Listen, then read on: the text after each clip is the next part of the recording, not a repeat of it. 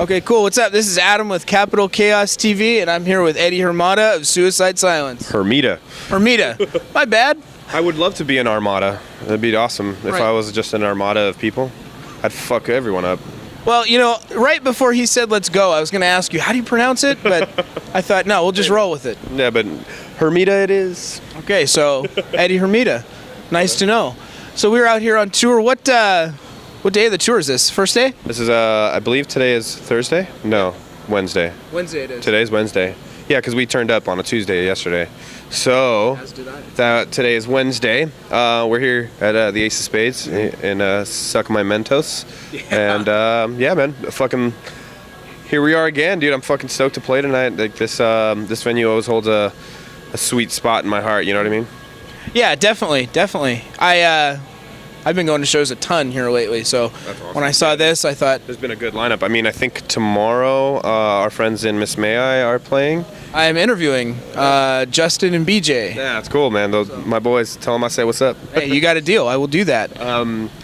But yeah, this place has been picking up a bunch of shows. I mean, I think Bone Thugs and Harmony are coming through. You know, Black Veil Brides are coming through. It's like an assortment of shows. Did you say RBL Posse? RBL Posse, yeah. Shut the fuck up. We don't smoke that in the SFC. Don't give me no bammer weed. We don't smoke that in the SFC. Fuck that shit. We don't smoke that shit in the SFC. Don't give me no. All right, sorry.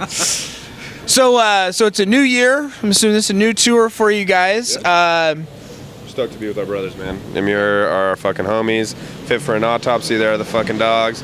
They got this lovely young gentleman singing for them, and yeah, man. Fuck yeah. Stoked to be on this fucking tour. Definitely. So how long does it usually take to get like your stage legs, or does it take? I mean, you just hop out there first day and it's good to go. We practice kind of extensively before we go out on any tour. So by the time I'm on a tour, I've already got tour neck going, and for me, like, I pack up to go down south to rehearse. You know, about 2 weeks before we leave for tour. So for me, it's like I'm already on tour. I've already done laundry once. You know what I mean? So yeah, it's I'm already in it. Already in it? Yeah. Good deal. I was thinking about this the other day, another interview I did. What is maybe some of your funnest cities, or maybe some of the rowdiest? God, I fucked that up on the last one too. Rowdiest cities that you got. Honestly, I think Joliet, Illinois is going to be really, really fucking crazy. Tonight should be insane. Last night was insane. Santa Cruz. I'm really looking forward to hitting Texas. Always, they go off the chain. I'm actually really excited to be hitting some of these secondary markets that, you know, we usually don't hit. Right. I know we're going to be hitting Nebraska, which is a place we don't necessarily hit always. You know, so it's cool to see these people, and you know, even if the shows are a little bit smaller, it's cool to see anybody coming out in those areas, because it's good to see that our music is being listened to in places that are, you know, might get the cold shoulder, you know, from our scene, you know. Definitely. All right, let's see here. So I'm just going to jump into a couple of fan questions. I put it up on my Facebook. Hey, who wants to ask Suicide Silence a couple of questions? My buddy Josh Leese is wondering, what are some guilty pleasures music-wise that while you're out on the bus and nobody's around and you just got your headphones in, like, oh man, nobody's going to know I'm going to listen to this. What are maybe some of those? I've been listening to a lot of this band called Pyre. I don't know, they have this vibe to them that's really chill. The girl singer is a very talented girl, and she has an amazing voice. I love listening to it. I also listen to a lot of like The Neighborhood, Drake. I don't cry to Drake though, so. Right. So yeah, that's where we're at. Do you drink to Drake? Yeah, I drink to everything, man. Actually, I'm drinking right now. Yeah, definitely. The second. Do you need to grab it? I mean, okay. My buddy Garrett Ames and Dave, they both wanted to know, do you have any advice for like local bands that are trying to get out there? I mean, obviously besides touring, you know, what can a band do to like get known, get better out there? Don't do it. For the love of God and everything that is holy, stay away. Live your life. Be a normal person. Fuck yeah. Perfect answer. So with this newer album that's out, which is called You Can't Stop Me. Excellent. Stepping into these shoes, was that difficult? Did you find it like intimidating? Did you think, okay, I can do this? Because I mean, I've seen you with All Shall Perish, and that was killer. And so stepping into this, I was really excited to see how it would go. Of course. There's always the nerves you get when you're doing anything new. The easiest part was the fact that I've been friends with these guys for a long time. We've all toured together. I know the songs from just standing side stage and watching my friends play. I'm not really learning anything new as far as like, style or commitment to the scream.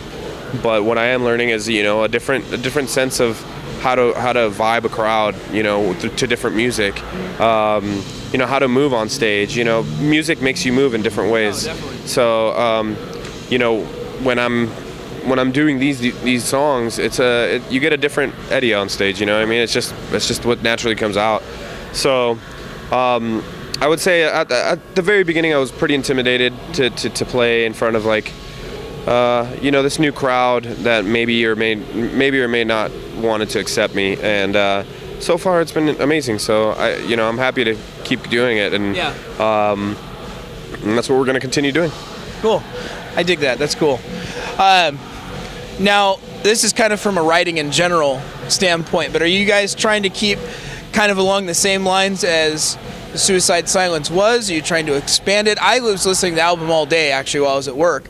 And, there's definitely that chug and, some of that heavy shit. And, the vocals are going high. They're going real deep. But I do see expansion, too. So what's your take on that? Yeah, definitely on this record, we tried... we pulled out the stops. There was nothing that couldn't be written, and we were just going for it. Cool. We were happy to write, and we just let that take over us. The joy and the comfort of being together, the comfort of actually taking this band forward and not being scared to do it. That helped us create this new monster. And that's what it is, man. We're this new being. We're called Suicide Silence. We're always going to have the Suicide Silence vibe. But when it comes down to it, it is something new, and it is a different venture for the band. So, we're happy and grateful for all the fans that have followed us. We're sad to see anybody that just couldn't move on with us go, and that's all you can do is keep your head up high and keep moving forward. Okay. And let's see here. So it's a new year. Fresh out of the box. What's the plan for this year? What do you guys got going on? That's a lot of touring, man. We're doing this U.S. run. It's going to be a 5-week run, and then after the 5 weeks are over, we're resting for like a week. Then we go out to India to play a show with Cannibal Corpse. Really? Then we come home for 2 to 3 days. Then we go out to Europe, and we're spending a couple of weeks out there doing a festival called Empiricon Fest. Oh, okay. Then we come home. We're home for a good minute, and then we go back out to Europe to do a festival run. All the summer festivals out there. We neglected them last year, so we wanna give them their due appointment this year. Okay. I asked this as interview questions for potential employers, and I thought as I was making these questions, why not ask it? What gets you out of bed in the morning to do what you do? Fuck, man, it's really simple. The fact is I'm doing a dream job. I'm doing something that most people would cut the heads off of another person to do. So for me, it's a pleasure. I wake up every day and I know that whatever I do, I still get to go on stage. So even if I'm upset or if I go to bed sad or something happened to me, I know that the next day is going to be brand new, and that's what gets me out of bed. Cool. And speaking of jobs, what did you do before becoming a rock star? I've always had secondary jobs to supplement the rock star life, quote unquote, to maintain my musical career. But for the longest time, I worked at a club called DNA Lounge in San Francisco. I ended up booking shows there, and I was a security guard there for a long time, and that's what I did, man. I worked at clubs, I lived the nightlife, and then I went and toured the nightlife, Fair enough. Yeah, so next, do you care to, I know that you're local to the area and everything. Do you care to share any thoughts on Brian Shields, who was a brother that passed us recently? Yeah, man, he was a good friend of ours, man. Well, mine personally. Every show that I would throw on that had any kind of new talent, he was always out there supporting. He would come and bring weed and food, and if there was a band from out of town and they were all a bunch of youngins, there was always a lot of love from him. He would put them up at his house.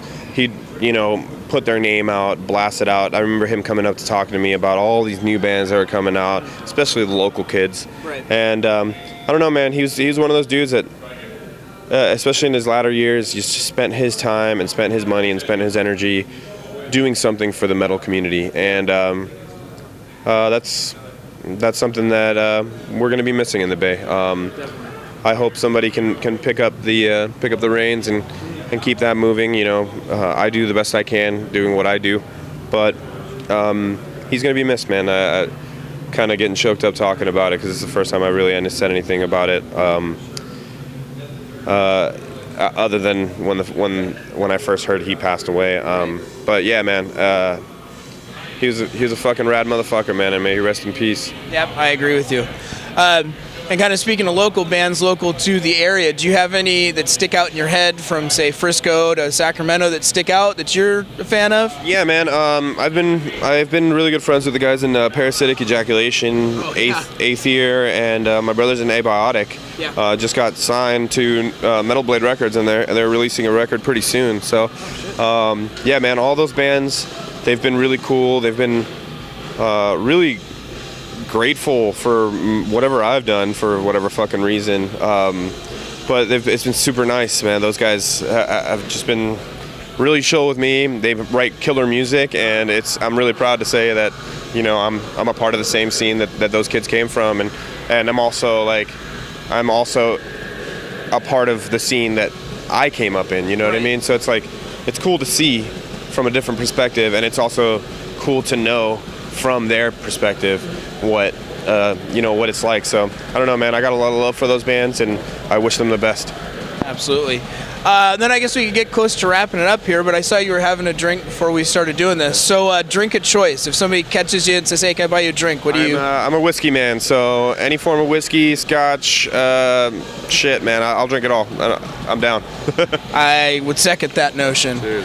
All right, man. Well, we're going to go ahead and wrap it up. So once again, Adam with Capital Chaos TV, and I'll go ahead and let you do it this time. All right, man. This is Eddie from Suicide Silence on Capital Chaos T-fucking-V.